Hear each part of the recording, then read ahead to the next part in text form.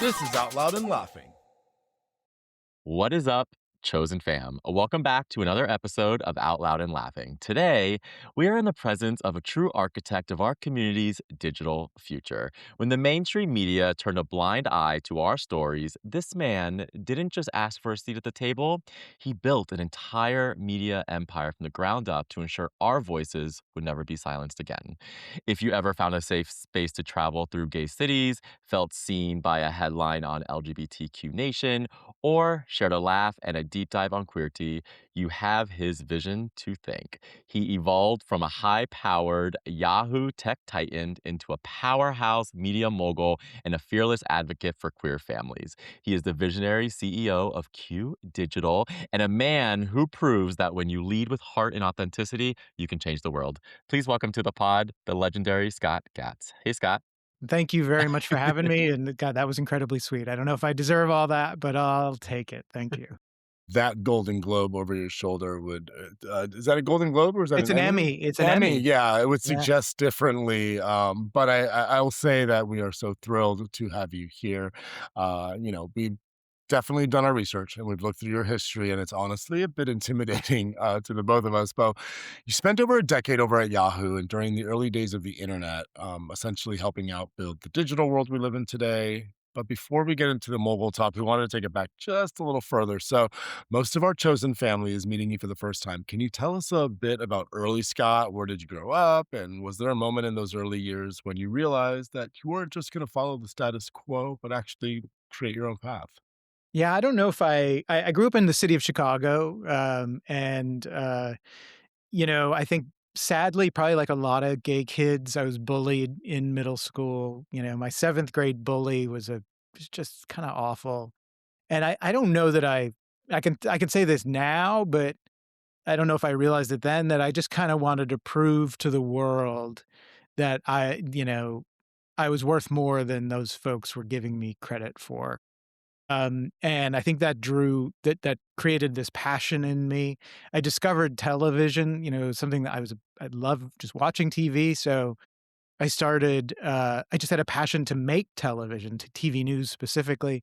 And interestingly, I found it in high school. The freshman year of high school, I went to a school that had a television studio and became incredibly passionate about it. So fast forward, I went to college for television, ended up interning at NBC and Good Morning America and working at Lifetime and Reuters and all these things, um, all really in the service of storytelling and getting taking interesting people's lives and experiences and stories and sharing them out with the world. And so thus started my media journey until Reuters, had an opportunity for me to move into the tech side of television. Streaming was just a kind of a dream at the time, but they had it. And it was pretty bad, but this is pre YouTube, pre everything, and we started figuring out how to do actual streaming of content. And from there, I never looked back. I was in tech for, that part of my career. As you mentioned, I was at Yahoo for 10 years, kind of the early years, so we got to really create and build all this interesting stuff, stuff that today we take for granted, but then we were making it up as we went. And after I left, Yahoo in 2008, that kinda led me to where I am today, and it's really the intersection of media and technology is my sweet spot, Mhm. and I'm lucky I get to do that every day. I mean, when you're talking, it's so interesting because John and I have talked to many guests, and this whole thing around like in our community around grit, right? Because I remember like in high school as well, I had a teacher tell me I couldn't do something, and that just lit a fire. And from then on, I've never heard the word no. I just find that yes when and I just it's so interesting that we kind of share that experience. A lot of us were told no or bullied or kicked down, and it kind of looking back at it, it's almost like a positive, right? Because it turned us into who we are today, where it's like we're really determined people now. And we don't, we want to do cool shit and we try hard to get it done. Yeah, and I wouldn't say I'm exactly fearless, but I'm not afraid to try things. I'm not afraid to take risks, and they don't even feel like risks. They just like, sure, let's do that. Let's give that a try and see how it works. And luckily, a whole bunch of them have worked out well for me, but who knows if I would have had that if it wasn't for that bully in 7th grade, I don't know. I Well, and was that's my question too, because you made such a massive leap from corporate, Yahoo, you were getting a paycheck, it was stable, and then you left in 2008 to start Q Digital when the economy was digital media was still on the rise. I worked at Disney back in the day and we were selling display banners. Like that's just come such a long way. So like what was like almost that Oprah aha moment that like said like, "No, I want to do this and I want to take a risk." Yeah, I mean, I think the genesis I started Gay Cities first, and the genesis was really simple. I love travel. And I was looking for a B and b in Boston in the South End, where do I stay? So I go to TripAdvisor, which, existed then, and, searching around, and I found a review of a B and b from, like, a 65-year-old woman, and she said it was the place was meticulously decorated, but there were a lot of men there, and I was like, "That's where I Got it. wanna go." Um but how the fact that I had to decode straight people's reviews of gay B&Bs in the gayest neighborhood in Boston at the time is like, well, how come we don't have our own? How come we can't share where to go stay and eat in cities where we travel all over the world? So I just started it. It was more of a scratching that itch. And let's build. I started with one city, San Francisco, where I live. And then we became 10 cities and fast forward to today, we're in over 300 cities worldwide, where people share where to go stay and eat in all these places. Um, and it just felt like there was this missing thing. And it coincided with my time. I was, feeling like I'm done at Yahoo. I got married that year and started the company, and that's been, gosh, 17 years, 18 years ago. with gay cities, you say it's about scratching an itch, but it also somehow indicates a feeling of wanting to find safety in travel, especially as we go further down the line in this chronological story of our community. Back then, it still wasn't that accepted. So traveling wasn't a luxury as much as like going out to a place where you can be free, right? Yeah, absolutely, and it always even when I started, it depended on what city you were going to, part of that Absolutely. is about and this part of that story is still about safety, and part of that story is about just finding community and finding your people, you were traveling to New York City or San Francisco, Chicago, you're gonna be safe, you'll be fine, but you wanted to find, "Where are my people at?" But yeah, you travel in many other cities in the world, many of the cities that we cover, and it is really still about safety. And it's interesting that sadly the world is cycling around to the fact that some of the places that maybe you used to consider safe aren't. Yeah. And so again, finding each other in those places is probably the most important thing we can do. So important. And you've mentioned that your mission is a world where everyone is free to be themselves, quite frankly. And while that's beautiful, as the guy who has published on stories that can be quite heavy sometimes, from legislative battles to community infighting, how do you protect your own peace, right? Like, what parts of the job still get you excited? And what are parts of them that keep you up at night? Yeah, I mean, it's hard. A lot of my Yeah. friends are saying, well, I'm not going to read as much news. I'm going to tune out a little bit. And I don't have the luxury to do that. No one in our company has the luxury to tune out. We need to read everything. We need to pay attention to the news. We need to listen to what politicians are saying. So that part's hard. You can't escape it. But then I think you take it through a certain critical lens and you realize, well, what part is just kind of BS politics? What part is the real hate? I mean, we get hate mail, and I get to be the one that opens up the mailbox and see all Mm, the hate mail, and lucky you. it's almost laughable how bad Mhm. some of it is, and I think that helps. I kind of chuckle at that somebody took the time to send this like handwritten note. I mean, there's only been a few that I've been legitimately like shocked by, but most of them are like, wow, just I cannot believe people have the time to do this. Uh, so anyway, I think a little sense of humor, a little bit of clarity, a little bit of realizing like how this stuff actually works and how much it's a little bit of a game that politicians are playing. I wish they wouldn't use us as pawns, but coming up in the in the George Bush era, watching how they used marriage equality as a something to stimulate their base. They're doing the exact same thing with our trans siblings right now. It's the exact same playbook. It's about the children. It's about, it's all the same message. So once you realize that, for one, it's why I'll fight for our trans community because, I've been through this before. And two, I've been through this before and I know how much of this is just kind of a bunch of bullshit to churn up anger. So in some ways that helps. It's hard, but it helps.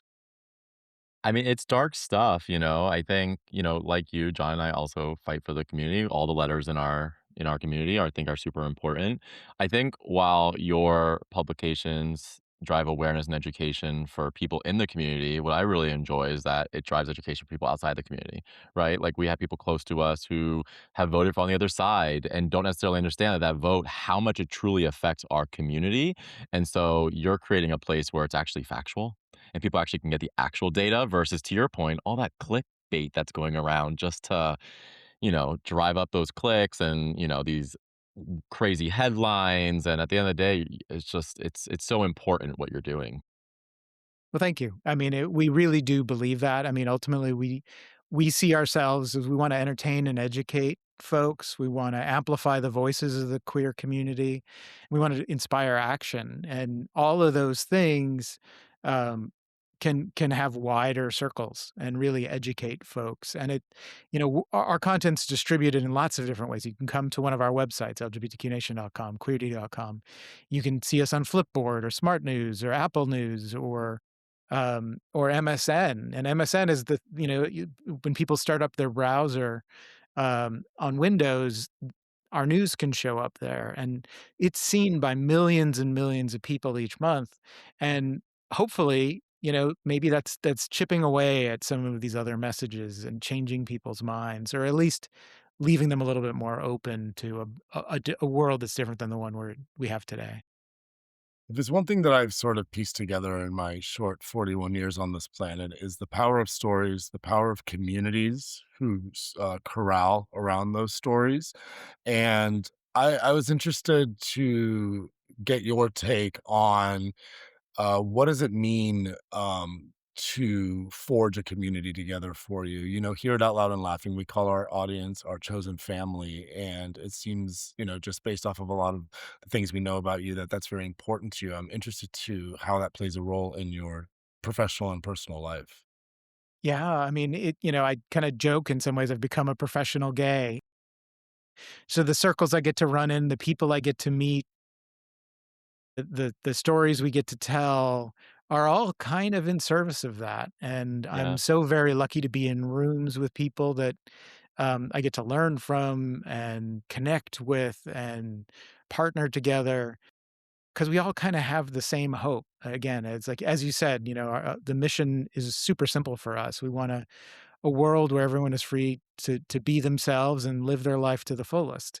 And we're a ways away from that, but I think everyone I meet feels the same way. And so ultimately, uh, uh, how do we kind of lock arms together in the tough times and push forward on that? So well said. And the one thing I wanted to deep dive a little bit when I was doing some research on you, Scott, is I want to talk about your personal life a little bit, right? Because you're a huge advocate for family. And I feel like you walked so I can run because I also have a family through surrogacy and a 4 and a 6-year-old.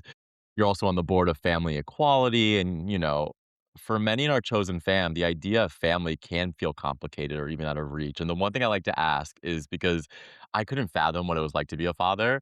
What has fatherhood taught you about leadership that the boardroom could never teach you? Wow. I mean, I've actually said this a lot. There's actually a lot of similarities Yeah. between being a leader and being a parent. And both jobs, if they're jobs, both things kind of educate the other. Things I've learned at work have helped me be a better dad, and Hmm. that I am as a dad have helped me be a better manager. I mean, ultimately, when I think about my son's future, I want him to I want him to be happy. I want him to be his best self. and whatever that means. Um, and I want to encourage that and allow him to grow and discover that and stumble along the way a little, but hopefully find that passion for himself. And honestly, that kind of what when you think about it, that's what you want everybody in a company that you might work for to be not afraid to stumble, not afraid to try new things, to be the best at what they do in their environment. And so the two go really well together. What what kind of advice would you give, to our audience around getting back up, regardless of whether it's personal or professional, and that stumbling you talked about, which I think is so human, and we beat ourselves so much over it. You know, when a mistake occurs in Scott's life, what does Scott tell Scott? Well, I don't know. I'm really good at giving other people advice. I don't know if I Right? always follow it, right? That's Holding the the mirror truth. up is always hard.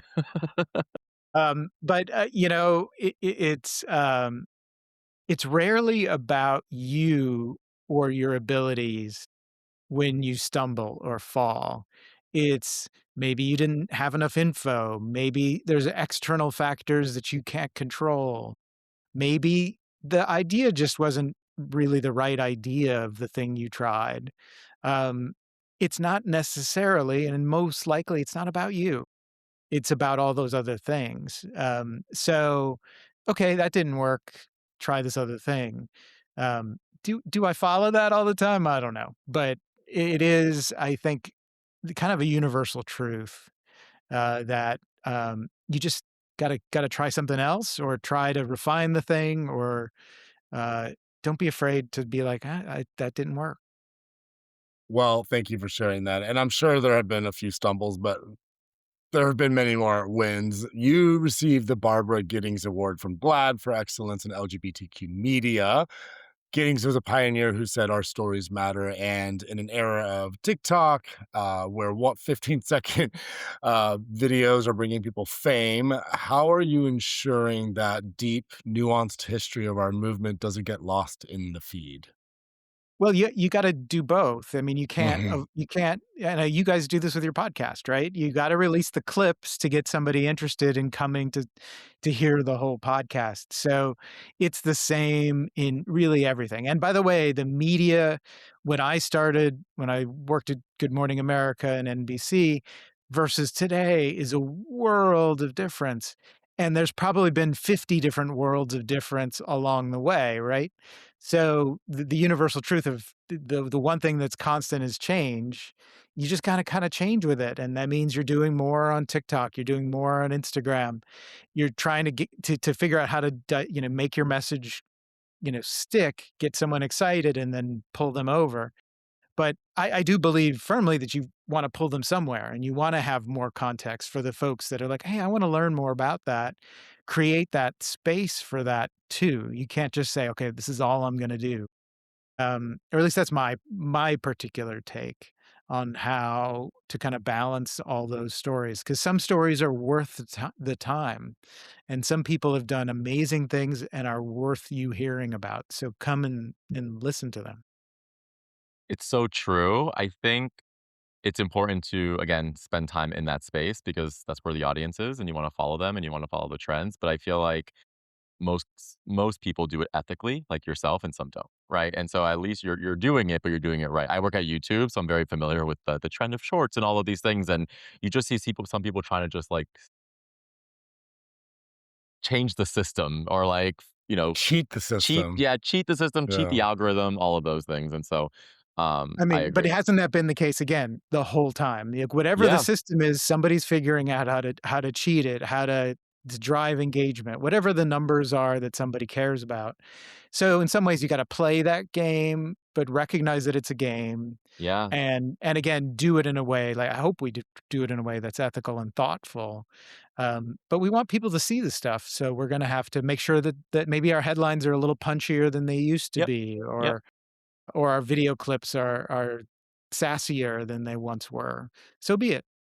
We have plenty of content to make that happen, Scott, right? In our Yeah. community. Yeah. Um Indeed. as CEO of this company that's doing amazing things, like what's next? What's on the horizon? What's some innovation that's that you're thinking through?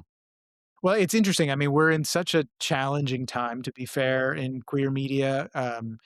And there's a little bit of really trying to figure out how to navigate that world where advertisers are backing down from our community and funding in our community has been a lot tougher than it's ever been. Our pride parades, all these things that rely on, in some ways people kind of hated how much they relied on corporate sponsorship, but the expense of, say, putting on a pride parade is measured in the millions of dollars. So how do you get that paid? And when those sponsors go away, what do we have? And the same thing's happening in the world of media for us. So figuring out how to navigate that, create different kinds of ways. So our membership program, we ask people, come be a member, support LGBTQ Nation or Outpost or Queerty or Gay Cities, so that you can help keep journalism free for everyone. So that's been a big area of focus for us. And then that lets us do more stuff for those customers that isn't focused on advertising. It's focused on the people who choose. We do tons of member bonus content. So you get to see behind the scenes in a way that you've never been before. We talk about the rooms that we get to be in. We've created a way for you to be there with us, and so you'll see us do more stuff like that. And obviously, we just talked about it. Video, social video is so incredibly important. So we're playing more in those games because ultimately, if our goal is this world where everyone's free to be themselves, we have to touch as many people as we can, no matter where they are, not just on our websites, but on our socials and on all these other services that I talked. Meeting your audience where they are. It's impactful. It's working. We are part of that community. Thank you again for everything you're doing, Scott. We loved this deep dive with you, but at Out Loud and Laughing, we have a signature tradition. We need to see how the editor in chief of or the CEO really thinks about when the pressure is on, right? So it's time for a little game we like to call this or that, the I'm Media scared of Mogul this. edition. You should be. Yes, we're going to give you two options. You've got no overthinking. We just want to hear the first thing that comes to your spirit. Are you ready? Sure, go for it. All right, I'm going to kick it off. Would you prefer a viral headline or a deep dive long read? Oh, I think, oh god, these are hard. I think a good viral headline. I do love my long reads, but I read so much a day, get me pull me in, get me excited a little bit, make me laugh a little too with the way you do it. I love that kind of stuff. It's the foreplay. I was just going to say a foreplay kind of guy. I'm into it. I love that. So I love funny. it. Do you prefer scruff or no scruff? I'm a no scruff kind of person. Clean cut, like Same. it. Yep. Yeah. Indeed, indeed. All right. In the world of heated rivalry, we've known that the butt has now become an icon. But what happened there, right? But we want to know from you: are you a butt guy or a chest guy? Well, I'm gonna change the story, and it's I all love about it. the eyes for me, those, like, sexy eyes, and Heated Rivalry had plenty of that That too, is true That's too. so true. It was physical and emotional. Yeah, It was Brian, all the indeed, things. indeed. start You writing these could you could questions with your eyes and not your. Never mind. Do you prefer Silicon Valley tech vibes or NYC media energy? Man, no, I told you I like them both, like, combined, like, why do you have to The choose? best of both. The best of both, but I think maybe New York media energy does kinda slightly, win there. I mean, so Silicon Valley's we got so much creative stuff, but I don't need to hear about your 70th AI startup, okay? Right. At least in media, we're telling other people's stories, so including the people who have the 70th AI stories, so I should probably not throw them under the bus. I can say because I lived there, but Silicon Valley is where the tech fest went to die officially. Like we just, my next question for you is one that gets a very polarizing response often. So get ready. Are you a shower guy or a bath guy? I don't know how this is polarizing. Shower all the way. That's the polarizing part. Some people are diehard Bat fans. But good, you can have it, but, I gotta get moving. Actually, although sometimes I'll linger in the shower, and that's where some of the craziest and best ideas for the company Yes. come from. 100%. And that in the bath, I don't wanna be thinking about work, so No. Standing in the shower, just letting the water hit you for a while is actually just the best thing ever. Yeah. I absolutely. might do that after this. Okay, so this is our famous sports question, Scott. You're playing baseball. Are you a pitcher in the game or a catcher in the game? Yeah, I was worried about this question. Yeah. Can I be the general manager? Yeah. That says everything we need to That know. is your job actually, you Yeah. know? Indeed, indeed. We can Let swiftly everybody move have a through. great game, you know, hit as many home runs as they want, and, it'll all be good. We have I just learned that our community loves sports and they like to play all the positions is what we've learned. There you go, and that's why we have outsports.com, so, don't Yep, forget. right There you behind go. you. And the award to Well prove it. deserved. Yeah. I was actually gonna quickly, segue in there to say that I think after all of our research, Brian, we'll be able to, like, bust the top bottom myth because no one has ever come on to say that they were exclusively one or the other. So that's been Correct. kind of I don't know, the hard-hitting questions in the work is happening here, Scott. I Um I don't I don't know, but if you watch all those TikTok videos of people in the street, I mean, then I think the opposite might be true. I think Correct. maybe you've got a selection bias with this podcast here. That That might might be be true. true. Yeah. Are you, more into a red carpet gala or just a quiet family dinner? Uh, these are so hard. I'm a sucker for a red carpet gala. Like, we do the Queerties Awards. It's kind of our big Hollywood event every year. This year honored Meg Stalter and tons of great folks, and getting to meet folks and just live in that Hollywood energy is great. I'm Mhm. Family Equalities galas this month, and I'll hopefully get to meet Elton John and Neil Patrick Harris and a few folks. And it's like, how often do you get to do that? That's pretty special. And I get to bring my family to it. So I guess there's also a dinner there. So maybe that counts too. It counts as both. Well done. I like it. Okay, this one might be a little hard for you because this is new. Do you like being the interviewer or the interviewee? Interviewer for Yeah. sure. I'm there's so many interesting queer folks in the Yes. world that have such amazing stories. The fact that I get to do anything to help tell their stories makes me super happy. So I'll do this, and this is fun. I don't wanna say it, but I like your seat better than mine. Yeah. We like our seat too. Thanks, Scott. We're gonna take it a little bit more serious. Would you prefer a world that is tolerant or a world that is truly free? I think truly free. I mean, I don't really get excited about someone putting up with me. Mhm. Like, I want a world where everyone recognizes that you get to be your true authentic self. And if everyone, including folks who are completely different and completely polar opposite from me, is also free to be their true authentic self, but part of that is recognizing that there are other people that get to be their authentic self, what a world would that be, and ultimately, we talk about diversity, but really differences are what make us strong. Like, the idea, it's something you learn in a family or you learn in a company. If we all think exactly the same, it's going to be the most boring thing ever. Yeah. So bringing together all this diverse thought and people, but recognizing that that's a better thing than something that's homogenous. um, why wouldn't you want a world that's free like that? Well said. Very well said. Okay, last one, Scott. Sure. Being remembered for what you built or how you made people feel?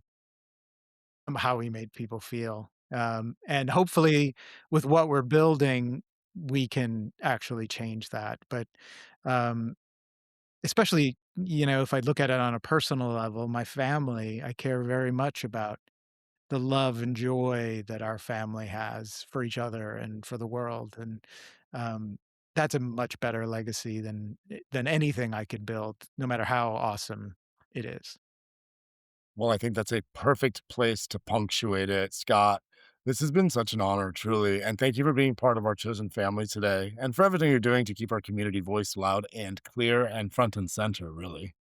And thank you guys for doing the same. I mean, again, putting these stories out there, you know, we're all kind of trying to do the same thing, which is to amplify our voices, entertain people, have a little bit of fun. And so I'm so incredibly grateful to you for this podcast. And thanks for having me too.